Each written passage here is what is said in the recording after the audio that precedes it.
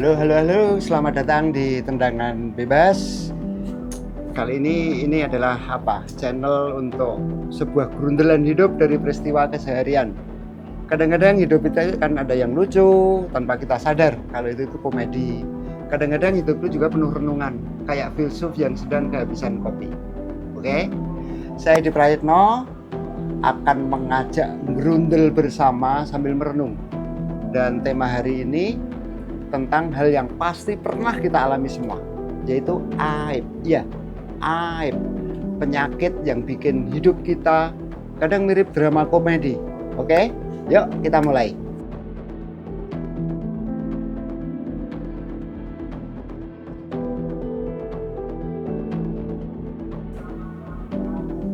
Oke, saya awali ya. Guru saya itu dulu pernah berpesan, katanya hidup itu harus nyampe ke martabat sebagai manusia. Keren kan? Tapi kenyataannya kita sering ketemu dan terbentur dengan yang namanya aib. Jadi aib itu ibarat kecoa di dapur.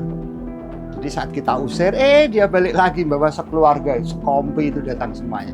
Jadi sebaiknya sih kita hindari aib dari awal. Kita lebih baik menghindari.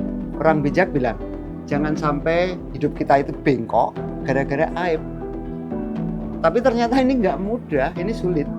Jadi misalnya ketika salat Jumat di masjid. Misalnya ketika kita salat Jumat di masjid, pulangnya itu rasanya itu sudah pakai sandal milik sendiri. Ternyata yang dipakai itu justru milik jemaah lain. Ini aib yang tidak disengaja, tapi namanya aja tetap aib. Meskipun nggak sengaja, tetap saja aib. Nah, tapi tenang saja. Karena hidup tidak sekejam itu, nggak sekejam itu. Setidaknya kalau kita nggak sanggup jadi orang suci anti aib, alam semesta ini sudah menyediakan hukum lain yang bisa kita ambil. Ya, opsinya sederhana, apa? Menyembunyikan. Ya, sembunyikan aja itu aib. Nah, tapi ini butuh kepekaan diri dan kepekaan sosial. Apalagi manusia. Manusia itu kan memang spesies paling pemalu di dunia ini.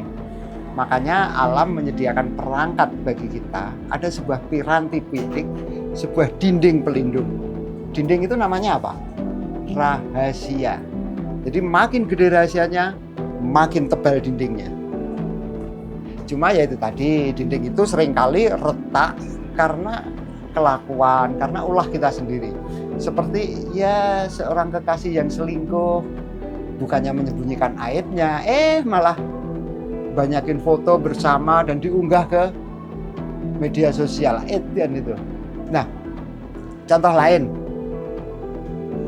mantan Presiden Joko Widodo itu kan pernah menantang pembuktian kalau dia cawe-cawe dalam pemilu presiden. Akhirnya dinding itu ambrol sendiri oleh kelakuannya dengan pengakuan dari dan teriakan Presiden Prabowo. Kemudian saat dia pamer pencapaian membangun tol, belakangan juga ambrol dengan pengakuan para kontraktor yang tidak dibayar. Sementara cuan dari tol itu sudah masuk ke temannya yang pengusaha. Nah, saat menyindir proyek Wisma Atlet Hambalang era Pak SBY, dia mengaku akan menggebuk korupsi. Ternyata IKN yang diinisiasinya juga sama kan seperti Wisma Atlet Hambalang itu. Jadi punya potensi yang sama. Jadi tinggal tunggu waktu saja. Belum lagi namanya justru malah masuk nominasi koruptor terbesar di dunia versi OCCRP 2024. Dinding pelindung dari alam memang makin mudah ambrol karena perilaku sendiri. Perhatikan. Saat banyak yang mulai percaya dan bisa menerima Presiden Prabowo secara realitas untuk mengatasi persoalan-persoalan dalam negeri ini, tiba-tiba keluar diksi dari mulutnya, dasmu.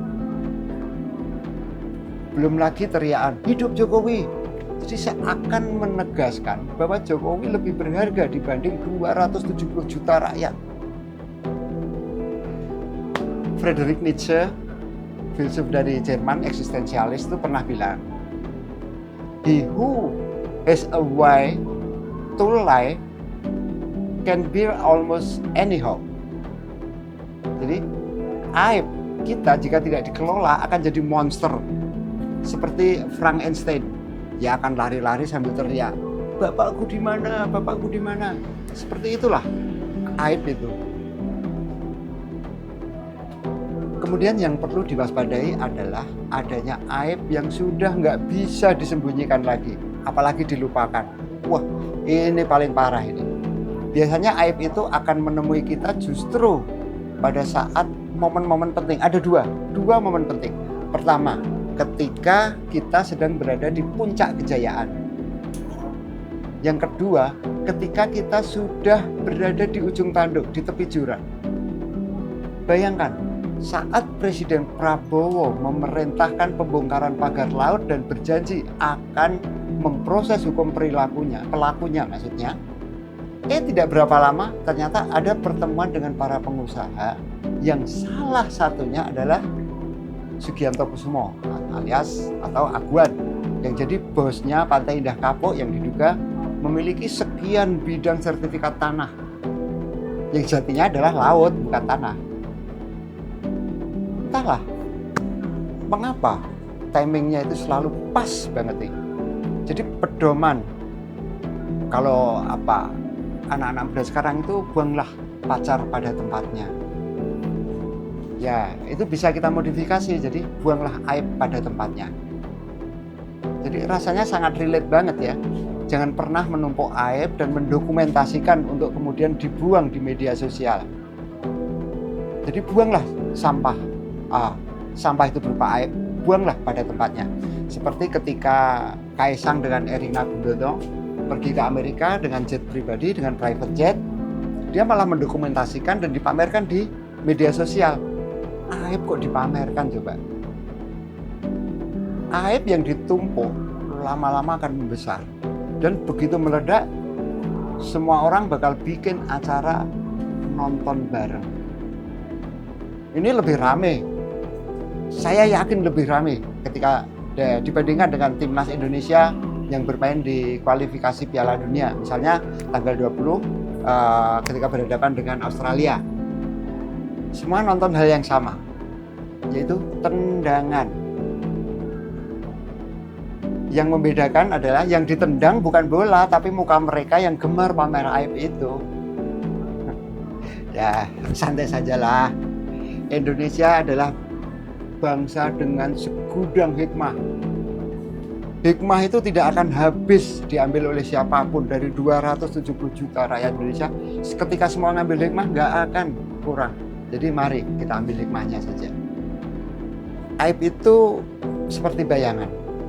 Kita bisa menghindari, kita bisa menyembunyikan, tapi kalau kebanyakan dikasih makan alias ditumpuk dan dipamerkan, dia jadi monster dan kabur sendiri. Dia akan lari-lari terus. Jadi mendingan lebih baik jaga martabat aja. Nggak usah muluk-muluk jadi orang suci. Cukup jadi manusia biasa yang nggak menghidupkan monster Frankenstein dalam diri kita sendiri. Oke, segini dulu tendangan bebas kali ini. Kalau punya cerita tentang aib, punya cerita yang lucu, atau bikin merinding atau horor, oke ya, spill di kolom komentar. Kita obrolin lagi nanti. Dan ingat, tidak ada jalan pintas untuk menjadi pantas. Semua butuh proses agar bebas dari aib. Sampai jumpa. Jaga tendangan bebasnya biar nggak meleset. Oke? Yuk.